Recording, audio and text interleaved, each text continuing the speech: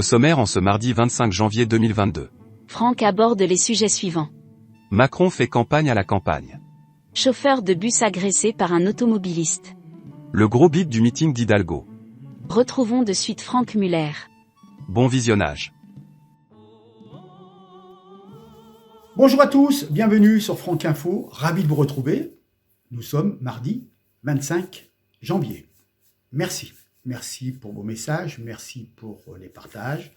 Et puis je remercie d'avance les personnes qui voudront bien nous aider financièrement pour la continuité de notre action. Maintenant, nous allons parler dans un premier chapitre, Macron. Macron fait campagne à la campagne. Donc après l'emmerdeur, c'est le bon samaritain. Le président cherche à gagner sur tous les tableaux, sur toutes les tonalités. N'oubliez pas qu'il a fait des cours de comédie avec Brigitte. Et puis à moins de 3 mois du premier tour d'élection, comment commencer Comment commencer et sur quel sujet principal Il est favori des sondages. Mais quel sera son adversaire? Ça, il ignore. Donc il est dans le brouillard. Et oui, lundi matin, il était dans le brouillard aussi, dans la Creuse. Ça l'a empêché d'atterrir dans les délais.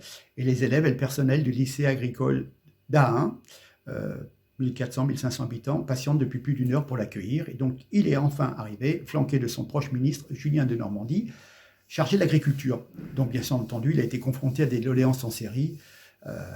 Alors, cette comédie, il a souligné dans la Creuse les forces formidables du monde rural, les efforts menés depuis 2017 pour améliorer ce monde rural, et puis en évitant de parler de la question de sa candidature à la présidentielle. Soyez fiers d'être nés dans la Creuse, soyez confiants et conquérants, a lancé le chef de l'État aux élèves du lycée agricole. Votre génération est celle de la reconquête de la ruralité. Votre avenir n'est pas de fuir. Mais voyons, ces jeunes l'ont interpellé en toute franchise sur leurs nombreuses difficultés. Isolement, zone blanche au niveau d'Internet, problème d'emploi, manque de transport, d'infrastructures, cherté du permis de conduire, impression d'être quand même dans le brouillard. Une étudiante a raconté même avoir fait 5 km à pied en hiver sous la pluie parce que son bus scolaire n'était pas passé. D'autres témoignent du décrochage vécu depuis le début du Covid, car l'enseignement dans ce qu'on appelle à distance, le distanciel, était super compliqué, et il n'y a pas de réseau Internet de partout. Ça isole encore plus les enfants. Et puis, il y a même des cas de dépression, d'addiction, des problèmes de santé mentale. Voilà. Un jeune de 20 ans a rappelé au président l'une des petites phrases les plus polémiques. Vous dites traverser la rue pour trouver du travail? Oui. Mais ce jeune homme nous rappelle, mais vous avez en face de vous un panneau stop qui vous dit que vous n'avez pas assez de temps de travail, pas d'expérience professionnelle, et en fin de compte, les jeunes tournent en rond. Voilà. Et toc, bien vu le jeune. Donc Macron, le président de la mondialisation heureuse, le président des bobos, le président des villes, vient au bout de 5 ans s'occuper des 30% d'électeurs de la ruralité. Ah, d'accord. Ce président des traités, du TAFTA et autres traités, ces traités qui coulent notre agriculture, qui poussent d'ailleurs nos agriculteurs au suicide jour après jour, et bien il a le culot de venir à la pêche aux voix. Voilà. Mais on oublie de dire que de nombreux aliments consommés au quotidien sont majoritairement importés.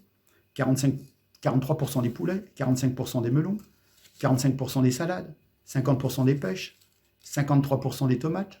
Eh oui, tout cela est importé. Autre tableau, l'écart d'espérance de vie entre campagne et ville s'aggrave. On avait 3,6 mois d'écart dans les années 90. Maintenant, nous avons 2,2 années. L'espérance de vie, c'est 80,7 en ville et c'est 78,5 dans la ruralité. L'insécurité grandit. En l'espace de 2 ans, même pas, coups et blessures volontaires pour 1000 habitants, plus 10%. Ça compte. Eh oui, ça compte. L'État donne 2 fois moins pour un habitant à la campagne que pour un citadin. On est bien d'accord? Eh oui. Et puis, la France affiche un déficit commercial agricole depuis 2019. Macron était président. D'accord? On avait un excédent de 5 milliards il y a encore une dizaine d'années pour se retrouver à moins quelque chose. Voilà. Hein? Donc vous avez le tableau sous les yeux. Vous comprenez tout de suite que le bilan de Macron est déplorable. Je vous laisse un petit peu vous appesantir sur ce tableau. Voilà. Maintenant, nous allons passer à autre chose, à l'insécurité.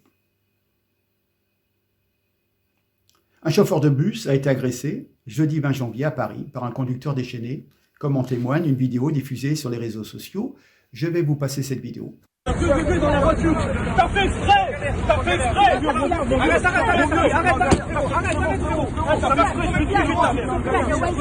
les couilles, monte dans la voiture. Laisse tomber.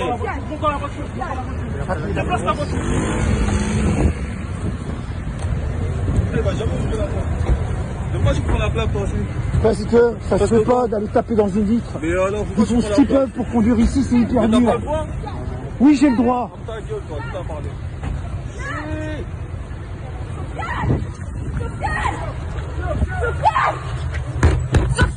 Sofiane! Non mais arrêtez là! Alors ça, je le fais, je suis désolé. Vous arrêtez! Vous arrêtez! Chef, arrête! Hé, ouvre la porte! N'importe quoi. Hein. Hé! Voilà, n'importe quoi. Pourquoi tu filmes, frère? Ouvre juste la porte, frère! Ouvre la porte! Ouais, non, mais tranquille, ouais. Ça se fait pas de frapper un conducteur.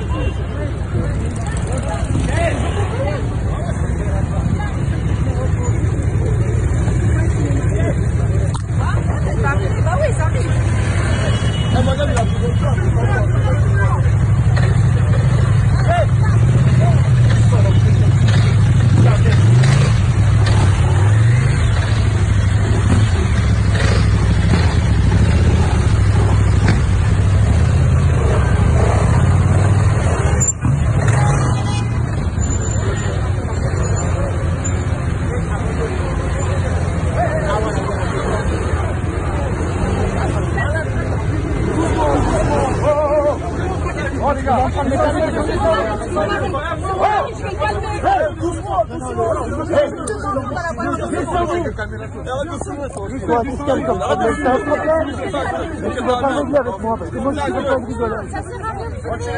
Vous avez rien à dire sur ça. Ouais, mais moi je suis là. Vous avez rien à dire. Vous avez vu, c'est un petit peu confus, mais les causes de ces violences ne sont pas clairement établies au lendemain des faits. La RATP se contente d'évoquer auprès de la presse un différend entre deux hommes. Sur les images de l'agression, on peut voir la voiture de l'assaillant, oui, tout à fait, immobilisée sur la voie réservée, et bloque et empêche le bus d'avancer. Oui, tu l'as fait exprès, je vais baiser ta mère, peut-on notamment entendre l'agresseur, Sofiane T., connu des services de police pour défaut d'assurance en 2019 et transport d'armes. Il avait un taser sur lui. Transport de stupéfiants comme dealer en 2017, voilà. Il est convoqué sur la procédure de comparution sur une reconnaissance préalable de culpabilité à une date ultérieure pour être jugé des chefs de violence sur personne chargés d'une mission de service public et de dégradation des biens publics. Voilà. Bien entendu, hein, à ce jour où j'enregistre, il est toujours libre. Voilà. Et le troisième chapitre, Madame Hidalgo, alors ça va être vite vu, il n'y a pas grand-chose à dire, c'est 00, un bit complet.